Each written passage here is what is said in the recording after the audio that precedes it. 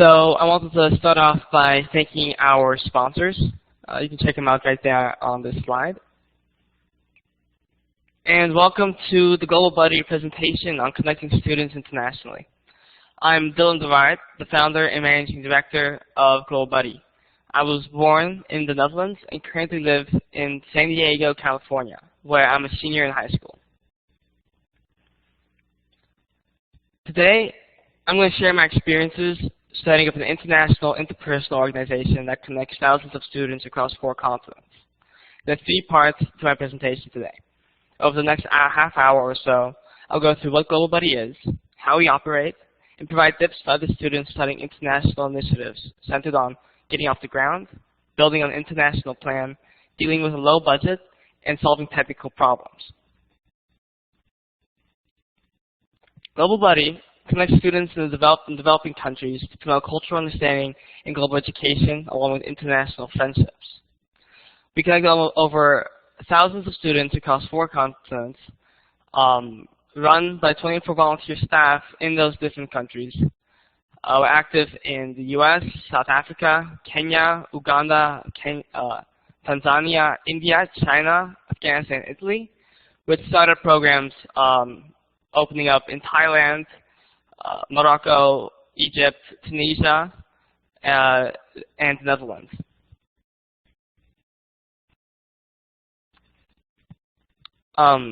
Global Buddy activities adapt to meet the needs of our different schools. We support language programs where students get feedback to their peers and practice writing essays. We facilitate class projects where students explore other nations' cultures and politics. And we assist community service initiatives like Let's All Have a Ball, which is the program pictured there in the picture, where students send each other sports equipment with the names on it. This kind of creates more of a community feel within Global Buddy. Most of our connections, however, take the form of video conferences, either between classes or just groups of students after school, discussing everything from politics to culture to social life. I'll show you all a quick snapshot of one of these conferences, and so I'll turn off my video now so as not to interfere with the bandwidth. And I'll put in the link into the web browser so you can all look at it.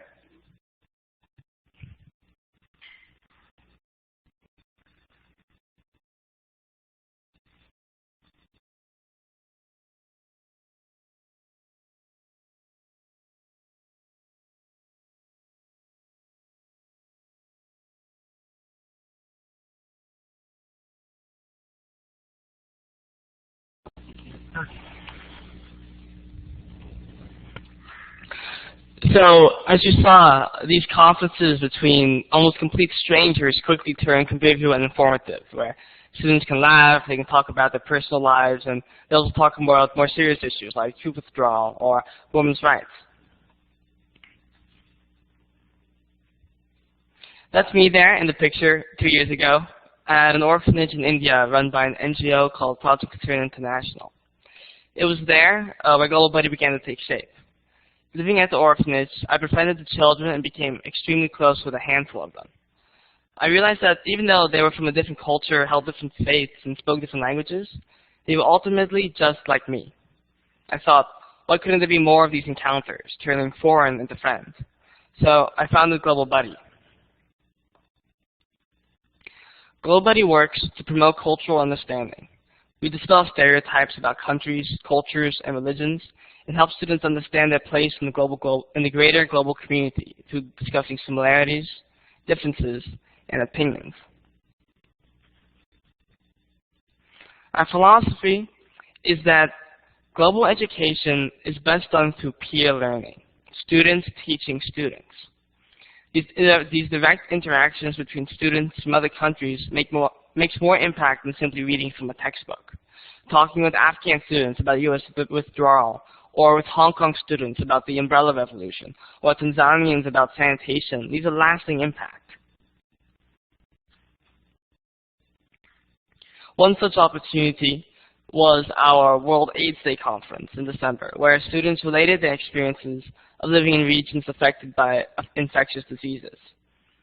I also put together a quick compilation of this conference as well that we can look at real fast. This is our biggest conference yet, with over 1,000 students.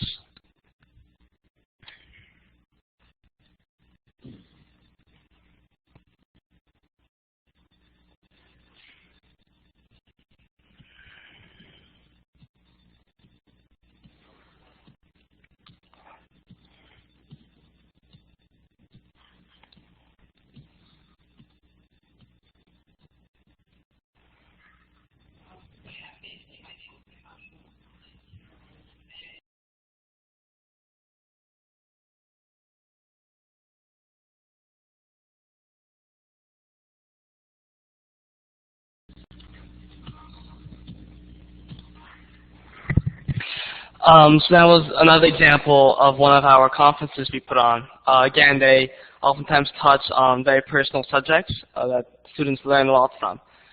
This was our biggest conference yet, but other conferences often take much more smaller areas with smaller numbers of people, where conversation is very informal and casual, and students just talk whenever they want to. And they just become global buddies, you know? So I'm sure some of you are interested in how Global Buddy operates. We've gained many of our schools by actively pursuing partnerships with other NGOs. For example, after giving a speech on global education to Rotary International, Rotarians approached me and brought me in contact with schools in Afghanistan, who then became active participants in Global Buddy. Another method is to travel abroad and hunt down schools yourself. I personally traveled across South Asia and East Africa and joined forces with principals I met there. Other times, schools have approached us through our website, Facebook, and conferences like this one. The last one I did was Global EdCon, so shout out to that.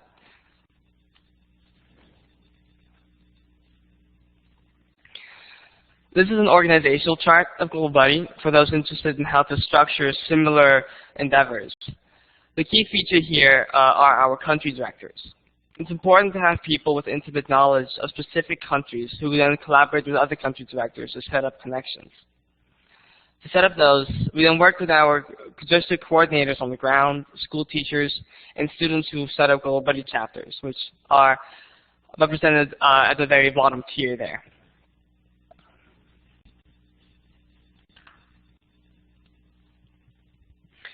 So this is part of the presentation where I'll start giving some lessons that I've learned studying Global Buddy and facilitating different conferences. First up, getting off the ground. I didn't have any money, experience, influence, really any clue, just a sophomore in high school. But what I did have was time, enthusiasm, friends, and a few skills of my own. So, when you don't know what you're doing, the first step is to find someone who does. It doesn't matter if you're horribly, horribly confused. If you come at it with an open mind and passion, people will open up and give you advice. You'll be surprised, really. Even if you feel afraid or ashamed to reach out, you should do it.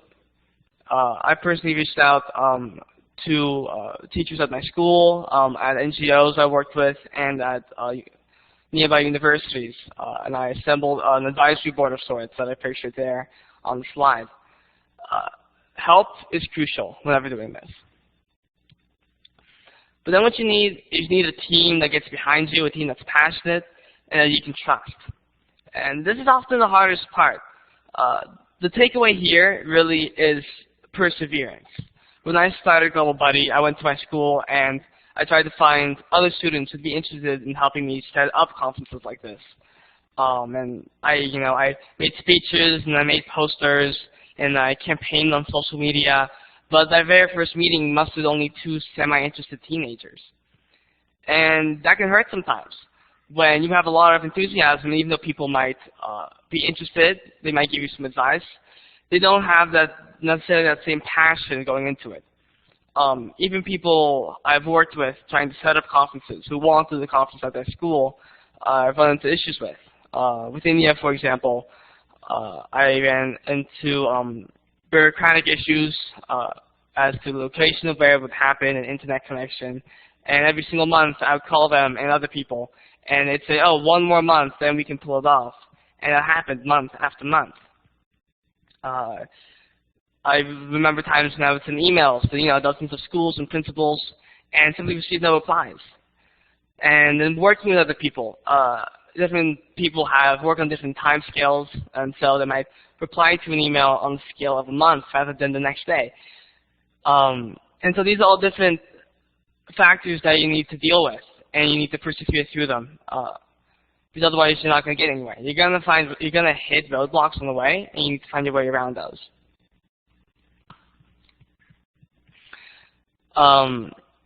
Next part is dealing with a very small budget. I became accustomed to using a lot of free tools. For example, Skype for my video conferences, or Google Hangouts, Google Docs for online collaboration between classmates. I would rely on things that schools had there with them, like school computers and projectors. And for building a website, I used an application called Weebly. Getting a domain name is always super important. For anyone setting up an initiative, when you think of your name, I suggest concurrently checking possible domain names at places like register.com or name.com. And then you also need to look for which names are cheap. These names can run to the thousands of dollars. And so one of my advice is to look for domain names with a .org or .net at the end, which are often less than $8. And you got to be flexible because lots of these names are already taken. And I guess I got really lucky with globalbuddy.org. And so websites are just a huge asset when it comes to setting up anything, any sort of initiative. GlobalBuddy receives nowadays around 40% of the new schools to the website, with schools and principals from around the world simply stumbling across it and hitting our contact page. I can actually put in a link to the website right now in the chat in case you want to check it out. And so I immediately knew building a good website was the way to go. And so Weebly was amazing for me. It really takes no technical expertise or programming knowledge at all. It's very much just you drag and drop elements, you click on them for more details and attributes you can add. For example, pointing a button to a certain page. Yes, even a caveman could use it. There's no programming required. It'd be great. So for anyone who has been afraid of building a website, don't be. You've got all these great free devices that make the job a whole lot easier. Now technical issues, perfect for a conference centered around students using technology. Whenever you're working in the developing world, there are going to be a couple technological disasters. I remember one of my first conferences staring at a screen that just frozen, and I've got 80 students across both sides sitting watching a screen that's just frozen with no volume coming out. And it's kind of a horror moment, you know?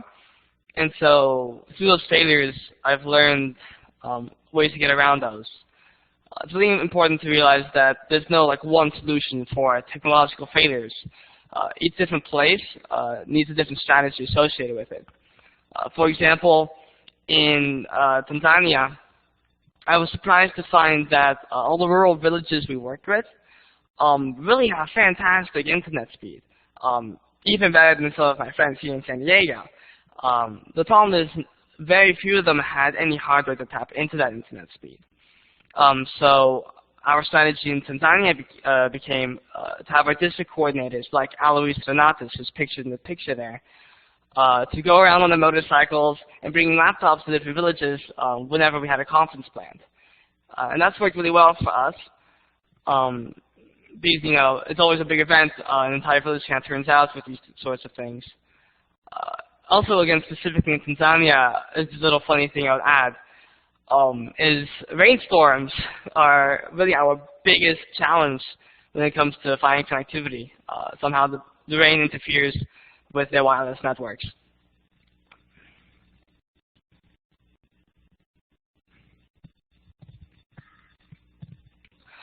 So here's some final tips I have. Starting any initiative is fun. It provides you with a certain sense of responsibility. You get to meet great people who are also doing great things around the world, and it surrounds you with very passionate people. It's okay to make mistakes, and you can't be afraid to ask for help. There's no shame involved in it. What's really the worst that could happen, really? So you can't be afraid, and you also have to persevere through technical challenges, through times when people think your idea is useless or boring. You just keep going, and it'll be rewarding. Don't give up.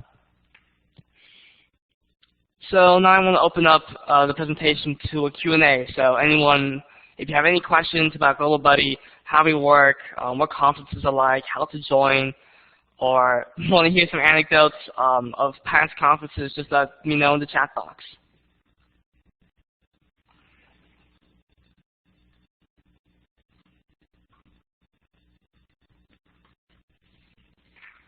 Oh, and I'll put my video back on.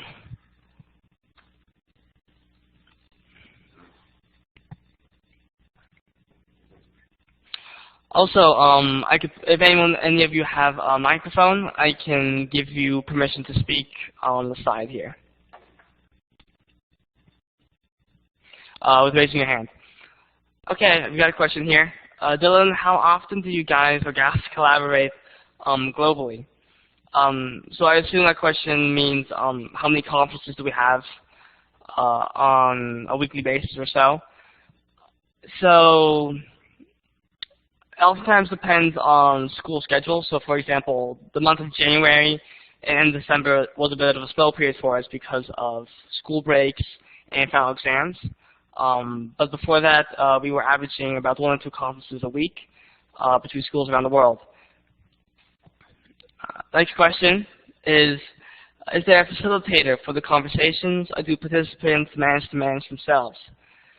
So oftentimes we have a teacher or maybe an older student in the room with them to facilitate any language exchanges. Maybe there's a bit of a confusion, but like a certain English expression or idiom.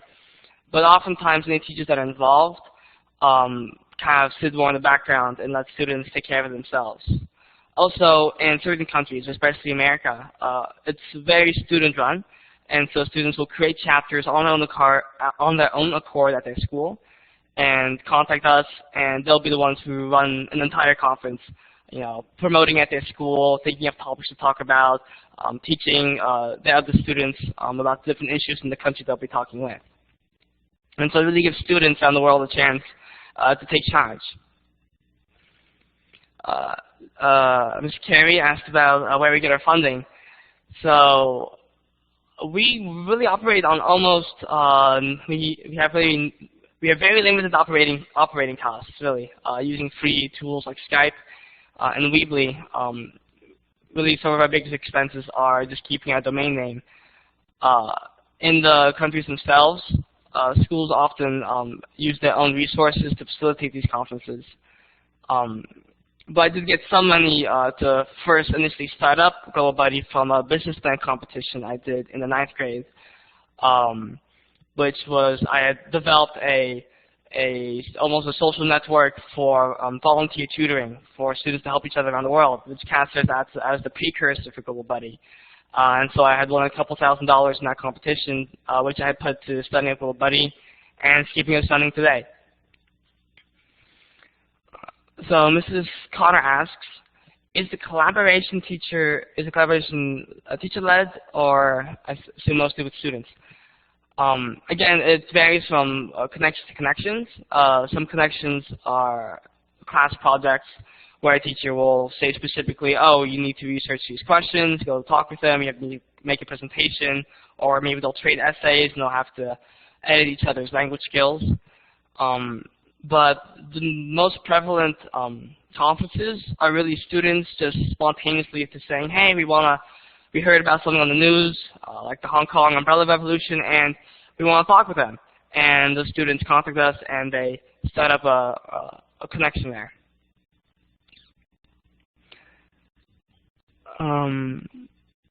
Thanks for all the kind words. Okay, so I was just asked, are we all provided with a rubric for these conferences as relates to grading or credit for school? So no, not really.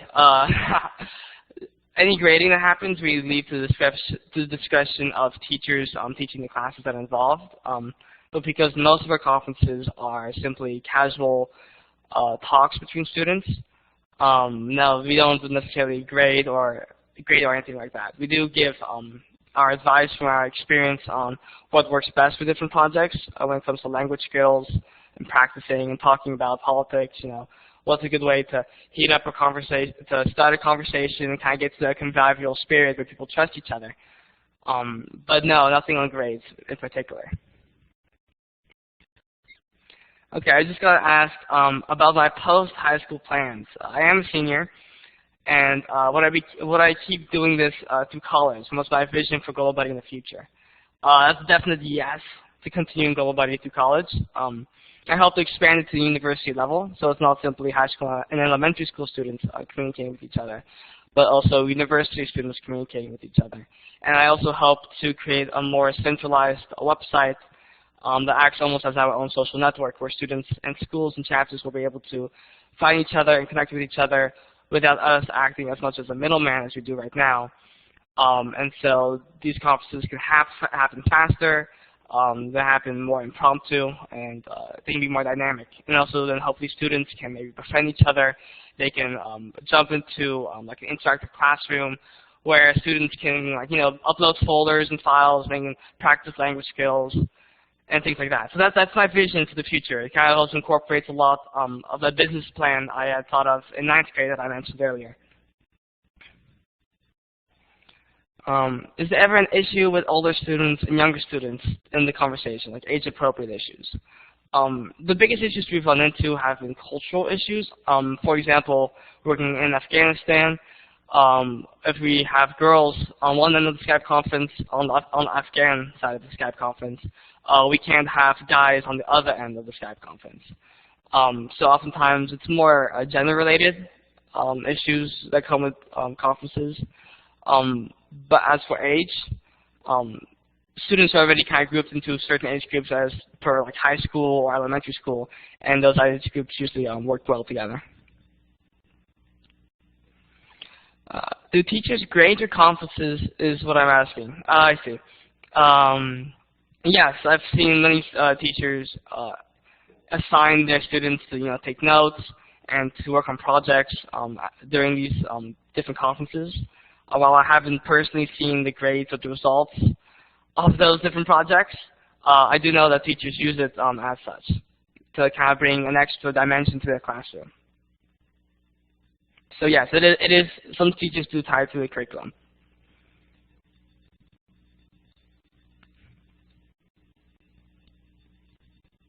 Okay, so there's a bit of discussion right now on whether or not grades kills the conversation, or whether grades can help spark conversation. Let's see here, and be an entry in the portfolios as it relates to the successes, limitations, or drawbacks when they arise, or as a reflection. So oftentimes, again, there are two very kind of separate types of connections we create. One is the spontaneous student-led conferences, where everyone who participates is already extremely passionate and wants to learn, and so we don't really need much help in starting conversation there. People kind of jump into it. But other ones are those that are led by teachers and led by classes, and oftentimes that is necessary to inspire students to really get to understand a different culture or a new perspective, to be assigned it through a project. So grades, I think, do help sometimes in terms of getting people to concentrate and focus and to get people out of their comfort zones. But also, it always depends on the type of connection you're having, really. Yeah, reflections are always very important. I've seen some teachers have their students write a reflection after their conference about, what they learned, what do they feel like, things like that. And so reflecting on those different cultural differences can really open up a student's mind and help them realize, what's special about their own culture and other people's cultures, and kind of bridge those gaps. But usually I do let students organize conferences on their own more. Thank you, Mrs. Cotter.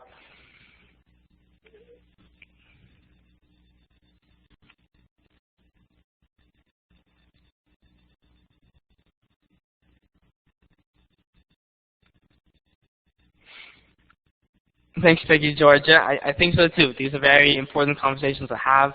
I hope one of my dreams is really to bring together people in conflict zones, perhaps Israelis or Palestinians, Ukrainians and Russians perhaps, and that way you kind of break down some of the animosity. When you get to know someone personally, you can kind of associate that love you have for that one person to the community as a whole. And hopefully we can stop antagonizing each other as we do nowadays.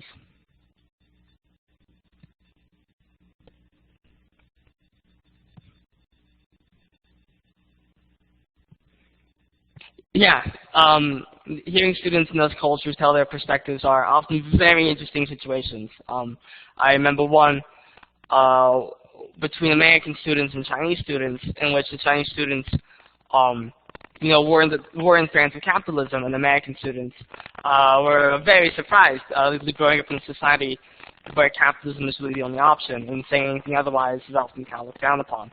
And so that really opened their eyes to a disparate experience and perspective, and made them start thinking about their own system and what they could do to reform their own systems, and what was good between both and what was bad between both.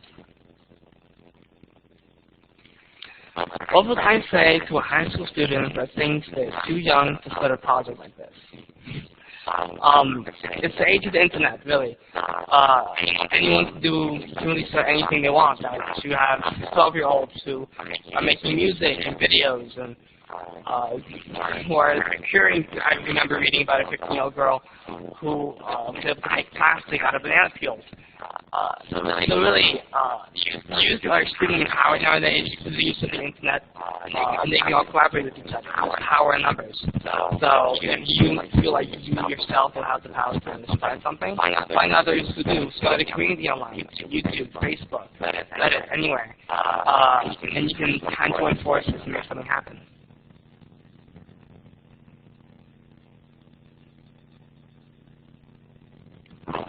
Here that's that. Let me see. Is it sounding better now?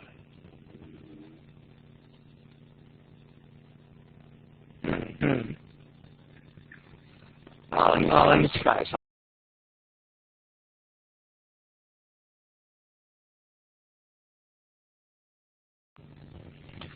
Okay, I decided the microphone and stop the video. Is that any better?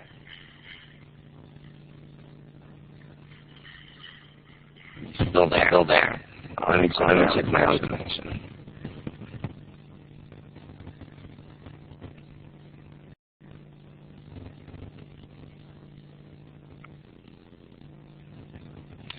Okay, I'm using the microphone. Does this work better?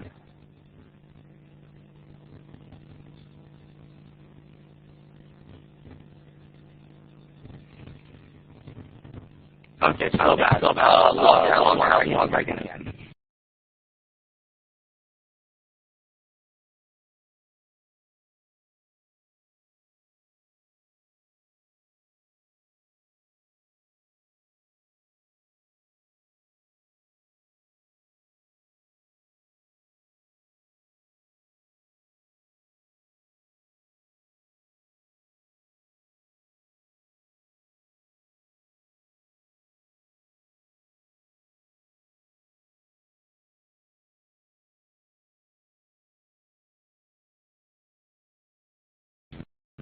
Okay, I'm trying again with this microphone.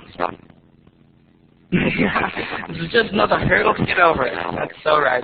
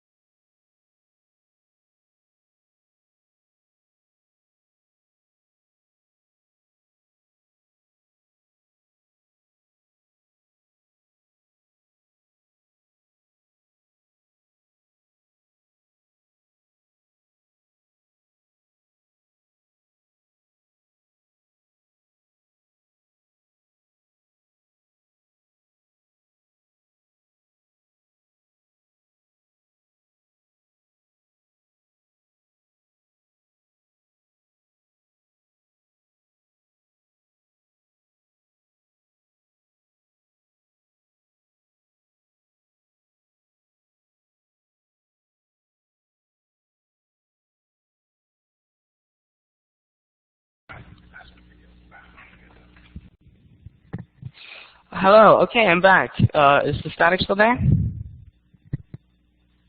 No, it's a lot better. Oh, fantastic. Okay, great.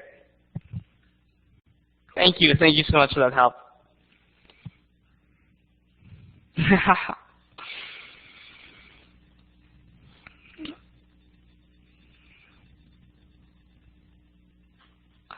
Maybe I could also get video permission as well. Sure, no problem. Let me see. Give me 2 seconds. Great. Just another hurdle conquered.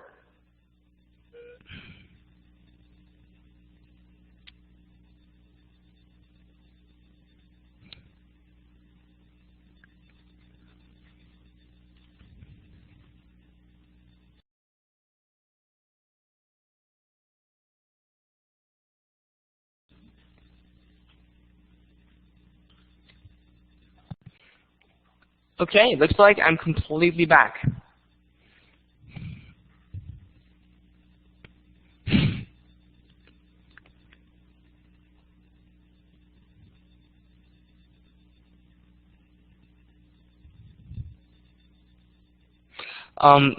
So if any of you have any other questions left, oh, there you have one.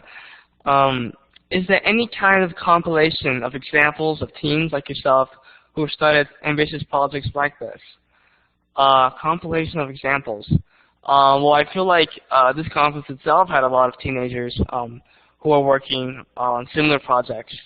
I saw one from in India that I think was called, I'm getting the name right now. Let's see here.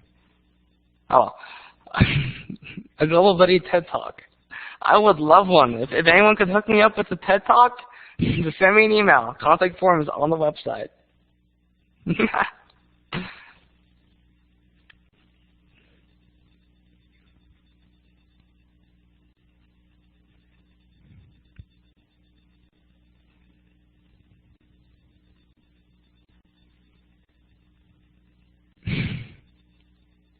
Y'all really speak my language.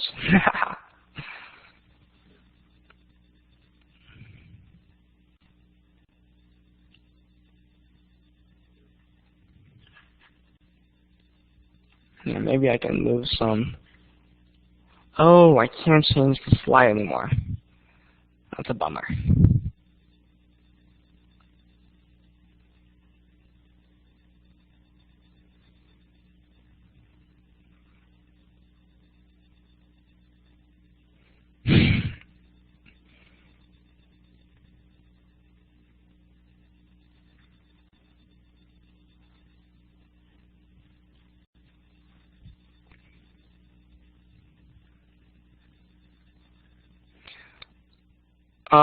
So I could potentially hand this back to the moderator.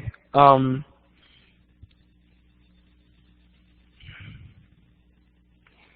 think I saw that Tyler had something to say. Yeah, we do. Thank you, Dylan, for such a wonderful presentation. This was amazing. So before we conclude this, we have a couple of thank yous tonight, Amanda Derman and I. So I'll start. So this conference wouldn't have been anything without the help of Steve and Lucy. They've been such a great help in just steering this conference and showing us that we can create a global conference online. They've been so helpful to us, and we wouldn't be anywhere without them. So thank you so much. Definitely. So the next person we'd like to thank is Amy Brinkley. She helped with the global conference, the Global Technology Conference earlier that Steve and Lucy also helped out with. And she's been a great help for our Student Technology Conference today. She's been the person behind the scenes during presentations, helping us whenever there's been anything going wrong. And she's also been a very big person with planning, so we love to thank her as well.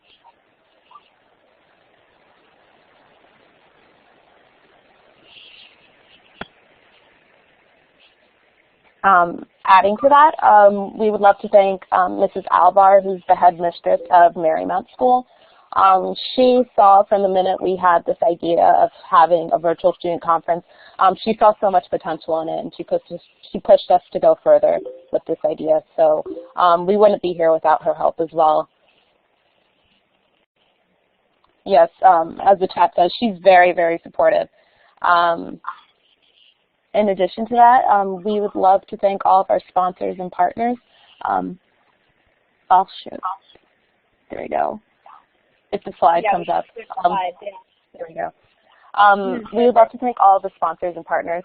Amanda, I don't think your mic is loud enough. I don't hear you very much. But oops, sorry. I've been trying to add my tidbit. Is it better?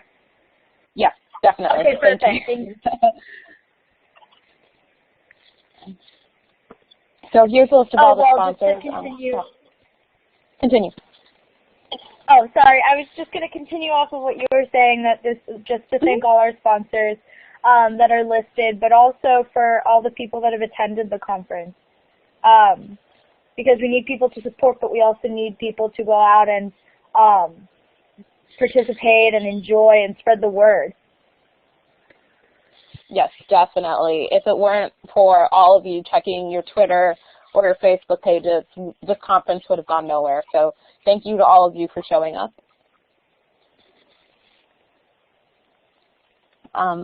In addition to that, we would like to thank all of the keynote speakers and the presenters.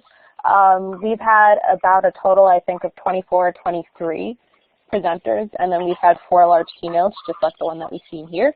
And we'd like to thank all of them for spending their time creating such awesome PowerPoints and sharing their knowledge with us. It really means a lot.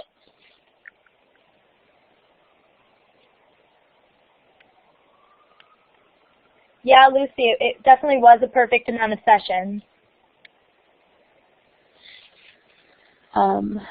There's a question here that says, which school had the most sessions?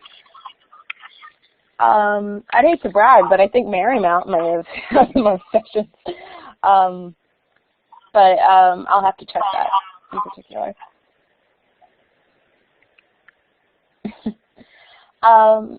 Okay, so in addition to that, we would like to thank the Marymount Student Tech Team. I'll have Amanda here, who's the president of the Student Technology Team, speak more about that. Yes.